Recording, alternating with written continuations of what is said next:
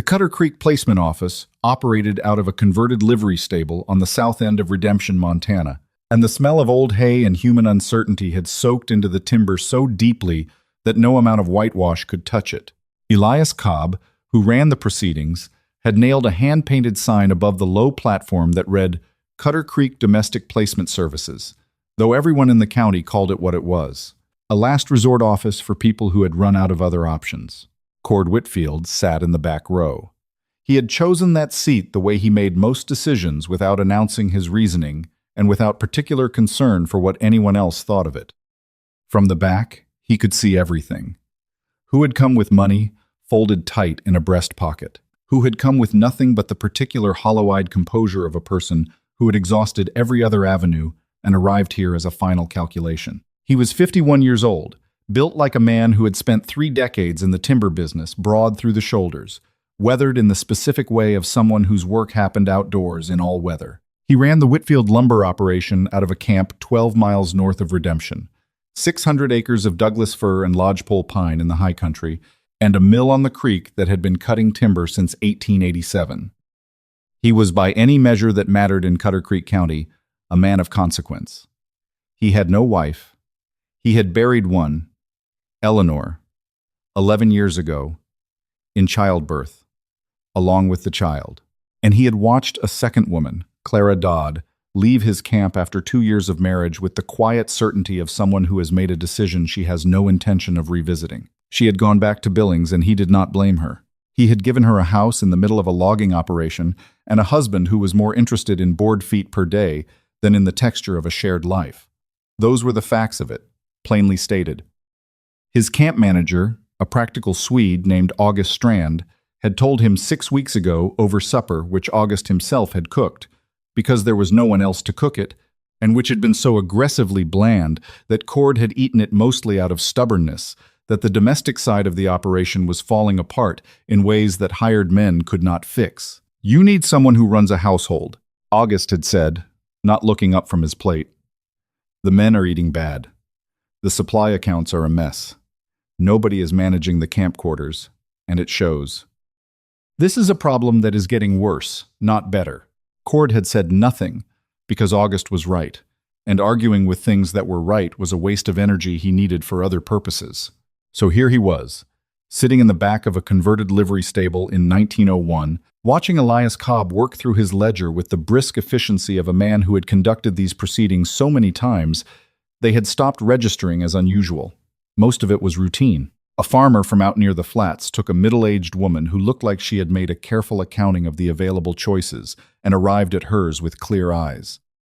A widower with 3 sons accepted a woman in her 40s who shook the man's hand before the paperwork was signed, which told Cord something about her that he filed away as admirable. Then Cobb called the name Nora Vane. She came out from behind the partition at the side of the platform with the posture of someone who had made a decision before she walked through the door and was not going to revisit it now that she was here. She was young, younger than he had expected from the ledger sheet. Cobb had passed around 24 years old, with dark hair pinned back plainly, and a face that was specific rather than pretty in the conventional sense. The kind of face that belonged to someone who was paying attention to things other people had already looked past. She carried a canvas bag in her left hand and a leather-bound account book tucked under her right arm, which was not a thing he had seen anyone carry into these proceedings before. Cobb cleared his throat. Nora Vane, formerly of Billings, before that of Great Falls. Widow, 1 marriage, 8 months, no children. She is in good health and comes with her own effects. He gestured at the bag and, after a brief hesitation, at the account book. She has experience in household management and bookkeeping. Starting bid, $50. The room had the quality of air that has been breathed and not refreshed. Cord watched the assembled men consider and reject. He watched a rancher from the eastern section look at the floor. He watched 2 brothers from the river camp exchange a glance that contained an entire conversation. He watched the collective calculation happen in real time, young, no children, slight, a widow of 8 months, which raised its own unspoken questions. $40, Cobb said, with slightly less conviction. $40 for a woman in good health with bookkeeping experience. The silence continued. Nora Vane stood on the platform and looked at a fixed point above the heads of the assembled men. Not at the ceiling, not at any face. At a point that she appeared to have selected deliberately, as if she had decided before entering the room exactly where she was going to direct her attention and had committed to it.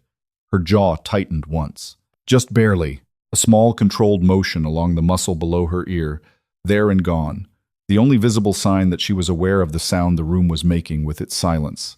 25, Cobb said, and now there was genuine discomfort in his voice. Surely someone.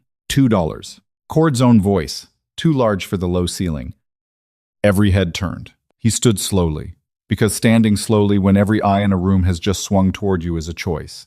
And he had always understood how much space he took up in a room and had never been careless about it. $2, he said again. For a conversation. Cobb stared at him. Mr. Whitfield, I'm not buying a person. He kept his voice even and directed it past Cobb, toward the woman on the platform, who had for the first time since she'd walked out, shifted her gaze from that fixed point and was now looking directly at him. I have a proposition I would like to make. I'm willing to pay $2 for 5 minutes to make it. If she declines, we part ways and that's the end of it. Cobb looked at the $2 Cord had already set on the folding table at the room's edge and made the calculation that men in Cobb's position always made. 5 minutes, he said. They stood outside in the cold Montana air on the side of the building where the afternoon light was going flat and gray against the mountain range to the west. Nora Vane set her canvas bag on the frozen ground and held the account book against her side and waited. She was not going to ask what this was about. He could see that clearly. She was going to let him speak first, which told him something about how she thought. My name is Cord Whitfield, he said. I run the Whitfield lumber operation north of here. 600 acres.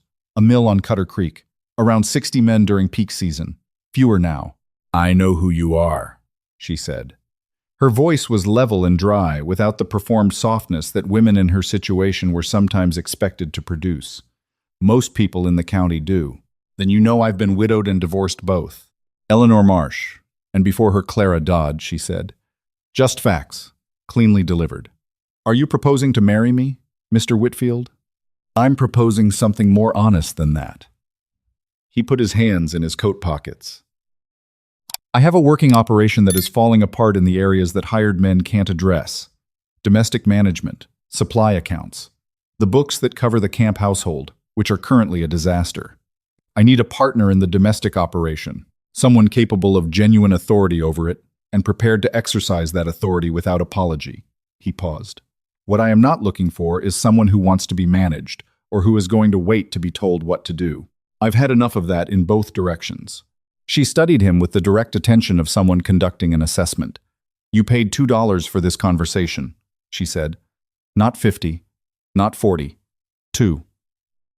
Why? Because 50 would have meant I was buying something, he said. 2 means I'm paying for the chance to ask. Something shifted in her expression. Not a smile. Adjacent to one, briefly, gone before it fully formed. What happened to Clara Dodd? She said. The directness of it caught him slightly off balance, which he suspected was intentional. I gave her a house in a logging camp, and a husband who was better at running an operation than at being present in a life, he said.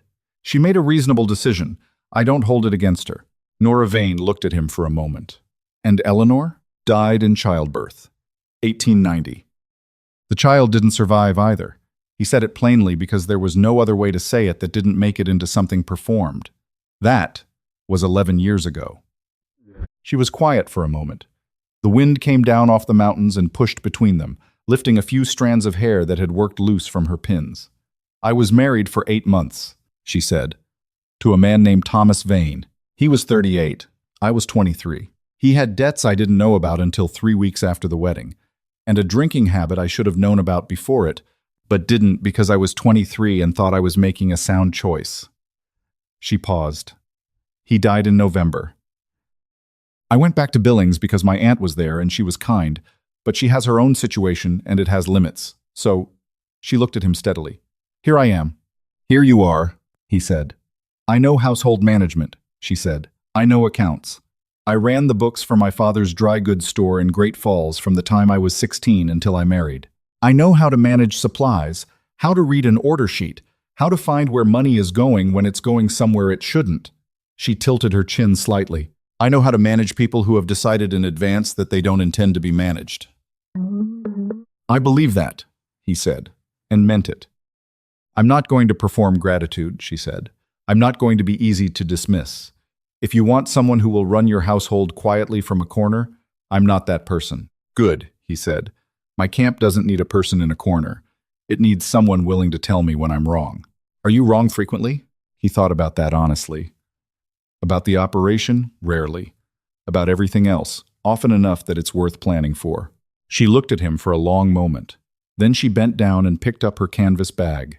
What does this look like practically? You run the domestic operation. Full authority.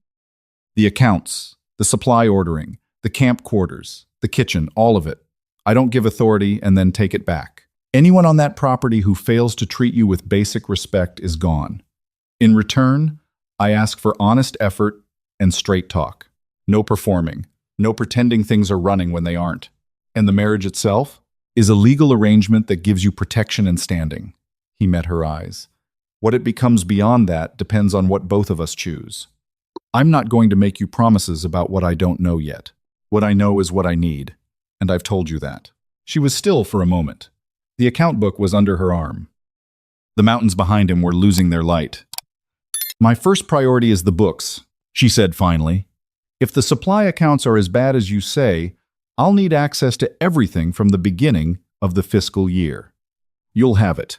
Then let's go sign whatever Cobb needs us to sign, she said, and get out of this cold. They went back inside, and the room received them with the particular charged quiet of people who have been waiting to see what would happen and are now rearranging their understanding. Cord set $2 additional on Cobb's table because 2 had bought the conversation, and something more seemed warranted, and Cobb looked at the money and then at both of them and wrote in his ledger without comment. Nora signed her name in a clear, unhurried hand and set the pen down and picked up her account book, and that was that. The wagon was waiting. Cord's man, a young hand named Pete Reardon, had been stationed with the horses and came around with the frank curiosity of someone who understood that something had happened but was not yet sure what. He looked at the canvas bag and the account book and then at Cord and decided, correctly, that his job was the horses. It's about an hour and a half, Cord said, meaning the drive north. I know where your camp is, Nora said. She climbed up onto the wagon without waiting. The practical way of someone who has been climbing into wagons her entire life and has never considered it a ceremony. Cord climbed up on his side. Pete got in the back. They pulled out onto the road. Redemption got small behind them. The mountains opened ahead, dark with timber and cold. Enormous in the way that the Montana high country is enormous, not asking anything of you, simply being immovably there. Neither of them spoke for a while. What's it like? She said eventually, not looking at him, looking at the tree line. The camp. He thought about how to answer honestly. Large, he said. Cold, this time of year. The main house is bigger than it needs to be for one person, and has been managed by a rotation of men who are excellent at cutting timber and have no aptitude for anything else. The kitchen is a problem. The supply accounts... He stopped. Are a disaster, she said. You already said. Yes. What kind of disaster? Overspending? Bad ordering? Missing records? All 3, with particular emphasis on the 3rd. She pulled the account book out from under her arm and opened it to a blank page and wrote something he couldn't read in the failing light. A note to herself. He found himself looking at that small action longer than was strictly necessary. I'll need a week to understand the full scope, she said, before I can tell you what fixing it actually requires. Take whatever time you need. She looked out at the mountains again. You run 60 men at peak season, she said. How many now? 38. And they're eating badly. They have been eating the way men eat when no one is paying attention to the kitchen, he said, which is worse than badly. It's wasteful and demoralizing both. She wrote something else in the book. He had the impression she was going to fill it before the week was out. The camp lights appeared through the timber as they came over the last rise, a cluster of yellow-lit structures against the dark tree line, the mill and the equipment sheds, and the bunkhouses, arranged with the practical logic of an operation that had been built in stages and had grown without much concern for aesthetics and considerable concern for function. The main house was solid, 2 stories, Good timber, a wide-covered porch. August Strand was on the porch. He was 55 and had been with the Whitfield operation for 14 years, and he had the patient, evaluating manner of a man who had seen plans succeed and fail in equal proportion, and had stopped being surprised by either. "August," Cord said, climbing down. "This is Mrs. Vane. She'll be taking over the domestic operation." August looked at Nora. Nora looked at August. "You're wondering how long this lasts," she said to him directly, "and whether I know what I've come into, and whether managing around me is going to be more complicated than managing around the absence of anyone in this role." August said nothing, which was his version of paying close attention. "The answers are that I intend to stay, that I've read everything available about this operation in the last hour of daylight I had, and that I will not require managing around." She picked up her canvas bag. "Where's the kitchen?" August looked at Cord. Cord gave him nothing. August looked back at Nora. "Through the main hall," he said. "Past the staircase, left at the end." "Thank you." She went up the porch steps and through the door without stopping. August watched the door for a moment after it closed. He said. "Yes," Cord said. "Where'd you find her?" "Cobb's office." August was quiet for a long moment. "That," he said finally, "was $2 well spent." He walked back toward the mill, and that was the entirety of his commentary. The kitchen was the worst room in the house, which told Nora everything she needed to know about how the camp's priorities had been ordered. The range itself was a good one, a heavy iron cook stove, well-built, decades of good service left in it. But the organization around it had the character of a space that had been improvised around daily for years, without anyone stepping back to think about what the system ought to be. Supplies stacked without logic. The cold pantry running at a fraction of what it needed to hold to feed 38 men through a Montana winter. A grease smell that had been wiped at but not addressed. She stood in it for a long time and did not feel despair, because despair was not a tool. What was here was a problem, and problems were addressed by understanding their structure and then working through that structure methodically. A boy of about 16 appeared in the doorway, red-cheeked from the cold, with the watchful wariness of someone who had learned to make himself useful and unobtrusive in equal measure. "You work in here?" she asked. "Sometimes. I'm Cal. I mostly split wood and do what Mr. Strand says, but nobody else knows the kitchen, so I end up in here." "Can you cook?" "Not well." "That's honest." "What do the men eat for supper?" "Whatever's possible," Cal said. "Salt pork mostly. Beans. It's not good." "No," she said. "I imagine it's not." She opened the pantry and began counting. "I'm going to need a full inventory of everything in this kitchen and both storage sheds before I sleep tonight. Can you do that with me?" Cal blinked. Then he straightened up in the particular way of someone who has been waiting to be given a task that is actually worth doing. "Yes, ma'am," he said. They spent 2 hours on the inventory. By the time Nora had what she needed, she had 3 pages of notes in the account book and a clear picture of the gap between what the camp was spending on food and what the men were actually eating, which was a gap she estimated at somewhere between 40 and 50%, meaning nearly half of every food dollar was being lost to bad ordering, spoilage, and a supply rotation that hadn't been updated since the camp ran at peak capacity and was ordering for 60 men while feeding 38. That was the kind of problem that felt invisible from inside it and was immediately obvious from outside. She had seen it before, in her father's store, in the early weeks of her first marriage, the specific quiet disaster of a system that had calcified around circumstances that no longer existed. At 7 o'clock, supper appeared on the long table in the main dining room. Not elaborate, there had not been time for elaborate, but hot and properly cooked, and considerably better than what the men had been eating. The pork prepared with attention, the potatoes cooked rather than boiled to nothing, fresh biscuits made to a ratio that Cal had written down on a piece of paper she'd given him and that she intended to post above the range permanently. The men came in and sat down, and the room had the ordinary noise of working men at a table, chairs, tin, low voices. And then it got quieter, in the way rooms get quiet when something is different from what people expected, and they are registering it without wanting to announce the fact. Cord sat at the head of the table. Nora sat at the far end, where she could see the room. She ate and listened and did what she had always done in new situations. She mapped the dynamics. Who had standing? Who was loud in the way that covered uncertainty? Who was quiet and sharp? Who was the informal voice that the others actually listened to? August sat 3 seats from Cord and said nothing about the food, which she had already intuited was how he expressed approval. Afterward, an older hand named Franklin, who had the bow-legged walk of a man who had spent decades in the high country and the blunt, unhurried speech that went with it, stopped near her end of the table. "That was a decent meal, ma'am," he said. "Thank you, Franklin," she said. No deflection, no performance of modesty, just acknowledgement. He nodded once and went out. She heard the bunkhouse door. The room Cord had prepared for her was upstairs, at the east end of the hall. A good bed, a clean washstand, a window that looked toward the mountain line. Someone had placed a folded quilt at the foot of the bedwool, old but well made, the kind of thing that gets kept because it was made with care. She sat on the edge of the bed and took her boots off and set them by the door and allowed herself, for the first time since she had stood on that platform, to be still. She was 24 years old. She was in a house she had entered 3 hours ago in a county she barely knew with a man she had met that afternoon. She had a canvas bag and a leather account book and a set of skills that she had spent 8 years developing without anyone in her life ever describing them as valuable.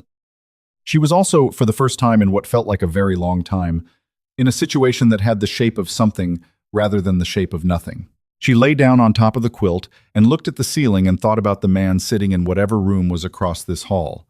The quality of his honesty had been real, she was certain of that. But it was the honesty of a person who had spent a long time being answerable only to his own judgment, and who had therefore accumulated a great many certainties that had never been seriously tested. She thought he was probably wrong about a significant number of things and didn't know it.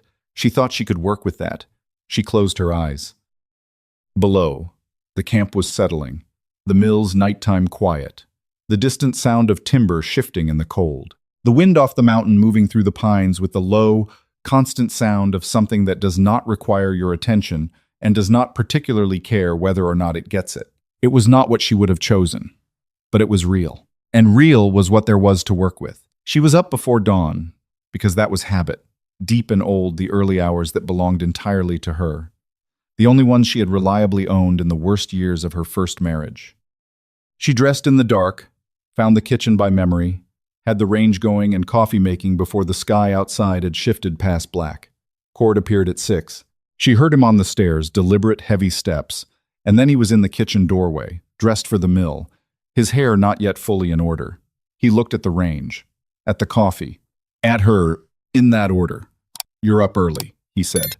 "I'm always up early," she said. She poured a cup and set it in front of him and went back to the supply list she was building for the morning. "The food budget is off by roughly 45%, she said, not looking up. "You've been ordering at peak season volumes for a crew that's been running at 60% of peak since August. The overage is going bad in the storage sheds." He looked at her over the rim of the cup. "Where did you get the numbers?" "Your ledger." "Cal showed me where it was kept." She set her pen down. "I should have asked. I assumed it was accessible." "It is," he said. "Take anything you need." A pause. She returned to the list. "The biscuit ratio is now posted above the range," she said. "Cal is capable of following a written instruction. He's been guessing because no one told him not to." Cord was quiet for a moment, the specific quiet of a man absorbing information he should have had before. "How long will it take to fix the supply situation?" 2 weeks to correct the ordering. "The cost savings should be visible within the first month." She looked up. "I'll have a full accounting on your desk by Friday." Not a summary. The actual numbers with the columns marked. He set down the cup. "You don't have to." "I'm aware I don't have to," she said. "I'm telling you I'm going to." She held his gaze for a moment. "If I'm running this operation honestly, you need to see what I'm doing. That's not for your benefit. It's for mine.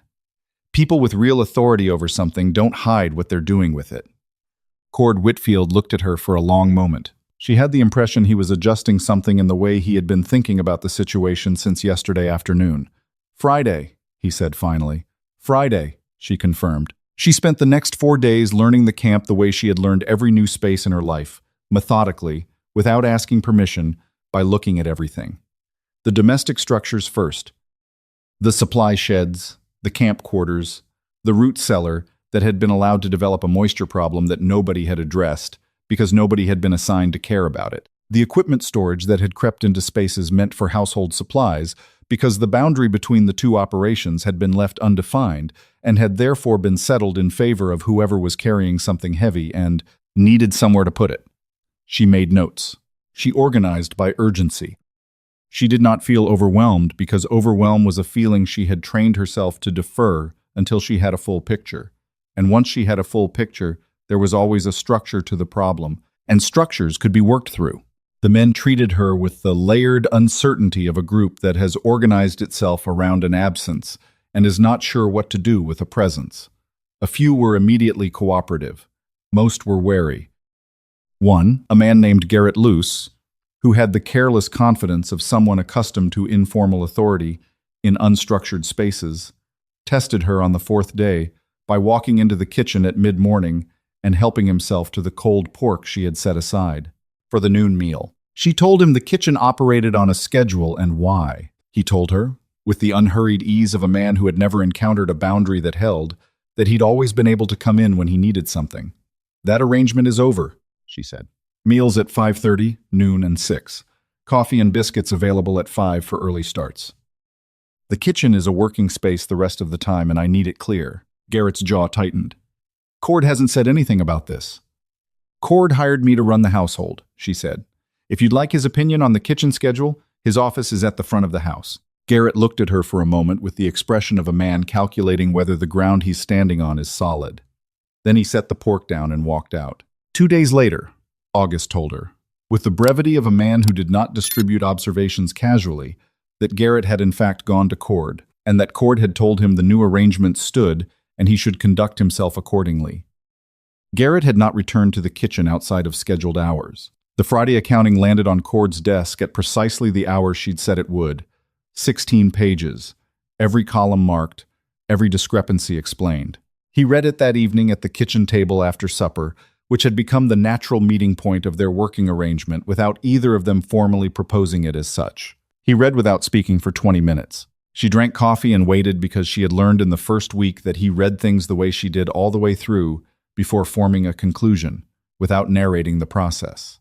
"The salt order," he said finally. "You've been buying for the smokehouse cure at peak volume since 1898, she said. "The smokehouse hasn't run at that volume since 1899. "I know." "Do you?" He looked at her. "You set the order in 1898 and assumed it forward," she said, not unkindly. "That's not the same as knowing. That's the order running on its own while your attention was on the mill." He was quiet for a moment. "You're right. I'm right about most of the supply issues," she said. "The ones I'm uncertain about I've marked with a question. Those I'd want your input on before I change the ordering." He turned to the marked questions. She watched him read them.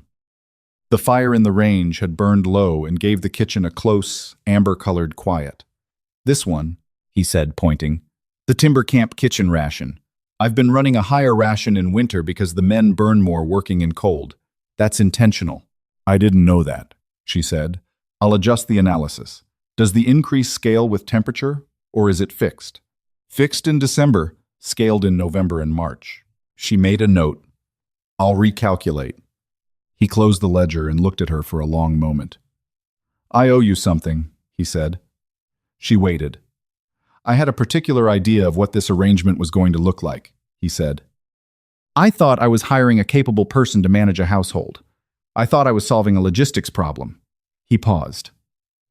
"I wasn't thinking about what it would look like when that person was genuinely good at it, good enough to see things I hadn't seen." He looked at the ledger. "I wasn't thinking about a partner, and you've been acting as one since the second morning." The word partner sat in the kitchen between them for a moment. "You showed it by not standing in the way," she said. "That's a low bar. It's rarer than you'd think." Something shifted in his expression, not dramatically.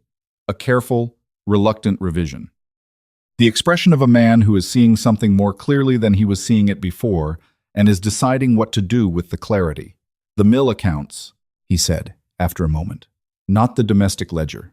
The main operation accounts. I'd like you to look at them."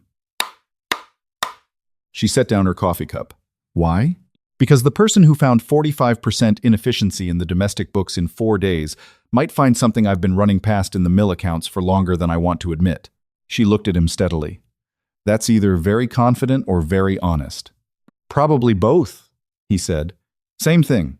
In my experience. She reached across the table and picked up the ledger. I'll start tomorrow.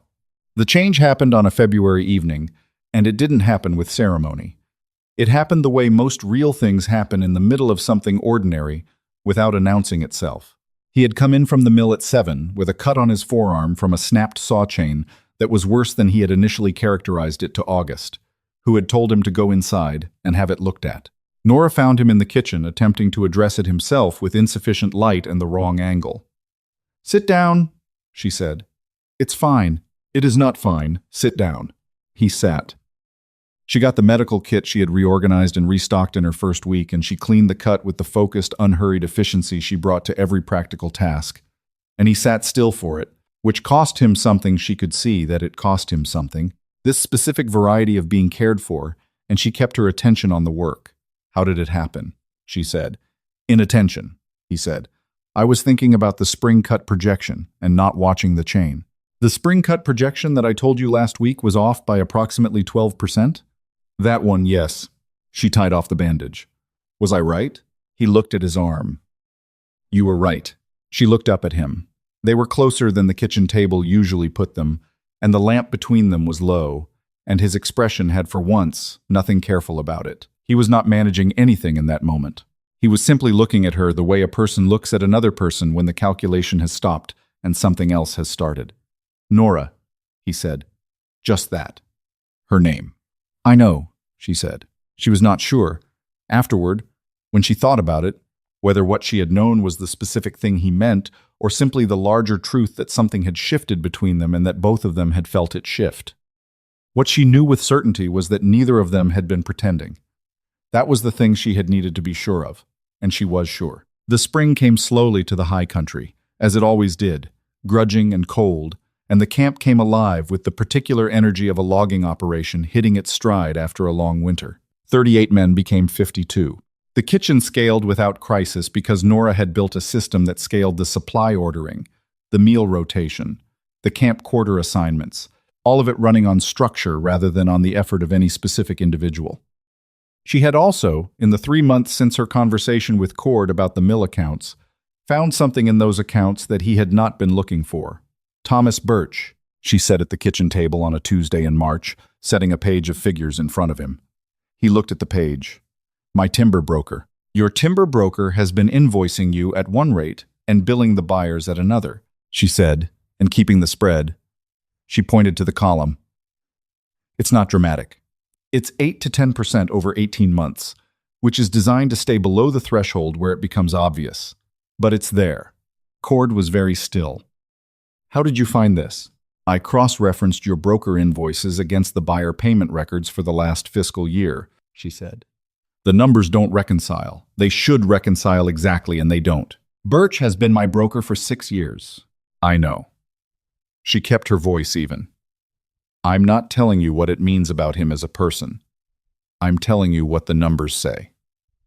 He looked at the figures for a long time. She could see the anger in the set of his shoulders, controlled, compressed, the specific stillness of a man holding something down that very much wants to move. "How much?" he said. "Over 18 months? Approximately $400. He set down the page. "I need to see the original invoices." "They're already on your desk," she said. "Organized by date, with the discrepancies marked in red." He looked at her. "You did this yesterday." "I did this last week," she said. "I wanted to be certain before I brought it to you." They sat in the kitchen while the fire ticked low and the camp settled into its nighttime sounds around them. He reached across the table and put his hand over hers, not as a gesture toward anything further. As a statement, she turned her hand over, and he held it for a moment, and that was the whole of it, and it was enough.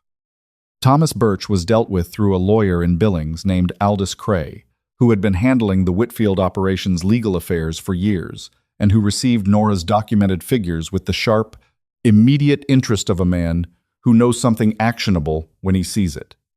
The recovery came in August. Birch settled rather than litigate, which Cray had predicted and Nora had thought was likely once she had understood the documentary evidence.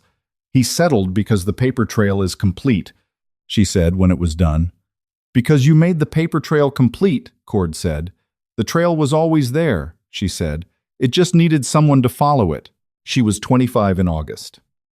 He was 52. Neither of them made much of the difference in their ages, because neither of them had found it to be an obstacle to anything that mattered, not to the work, not to the long evening conversations that had become the architecture of their days, not to the gradual, unhurried deepening of what had started as a transaction and had become, somewhere in the space between the supply ledgers and the February evening in the kitchen, something she could not have adequately named at the placement office in Redemption and did not feel the need to name now. One evening in September, she told him what she had been quietly trying to understand for 3 weeks.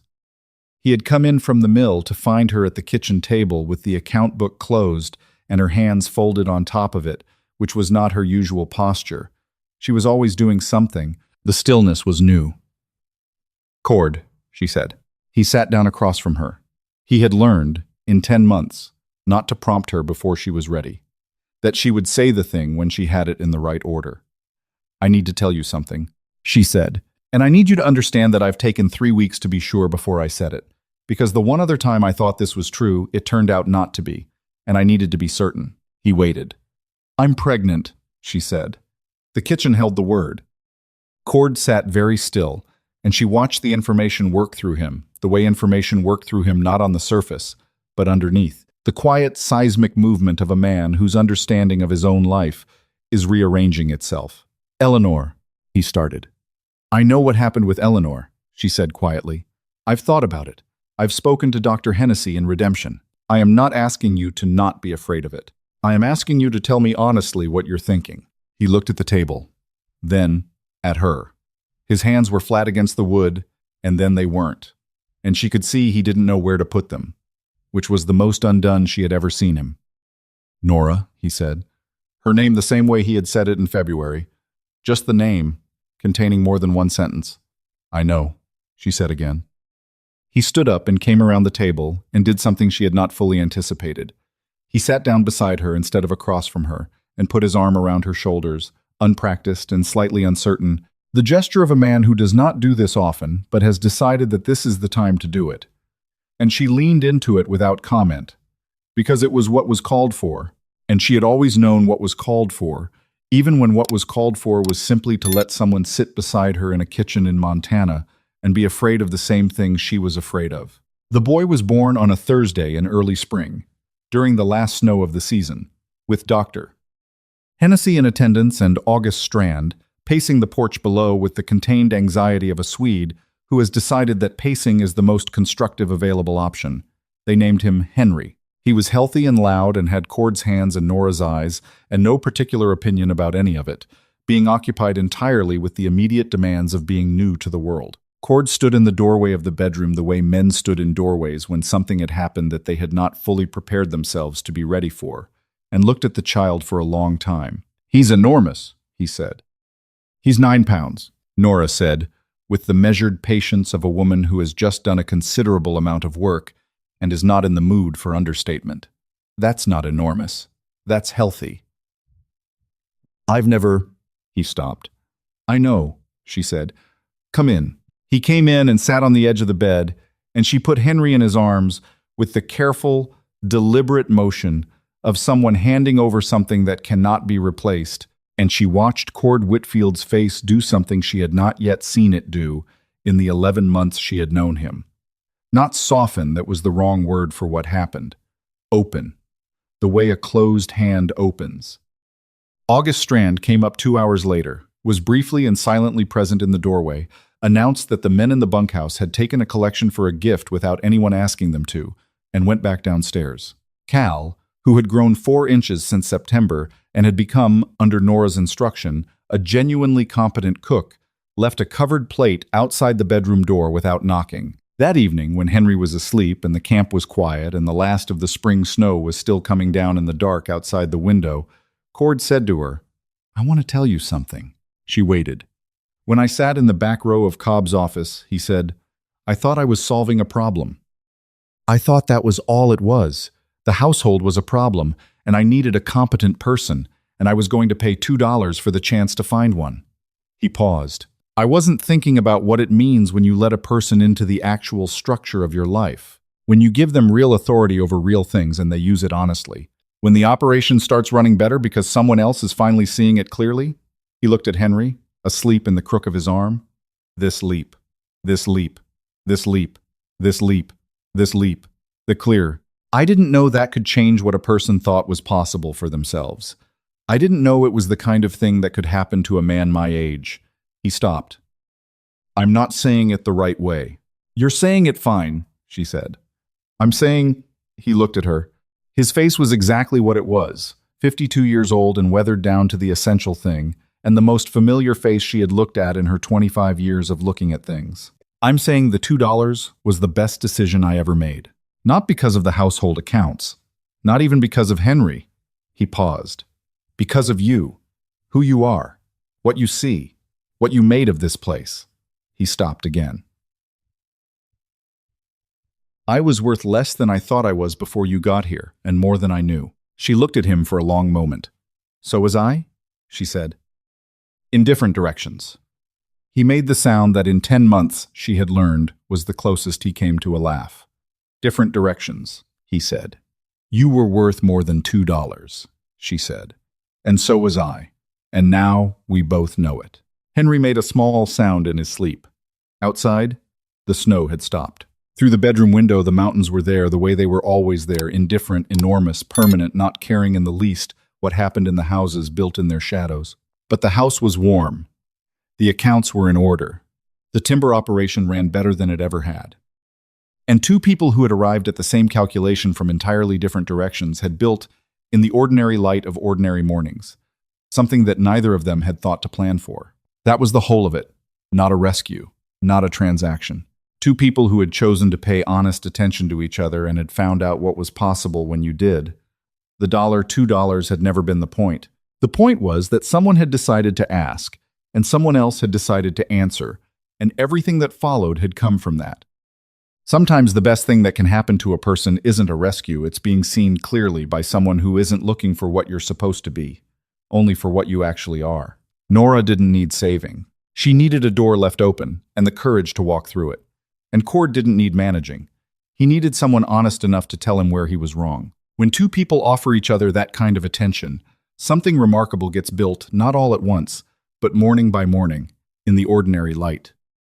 A small note for you. This story was created and fictionalized by AI, crafted to bring you a moment of entertainment, while also leaving behind something worth carrying, a quiet reminder that real partnerships, the kind worth building, begin with honesty and grow through showing up.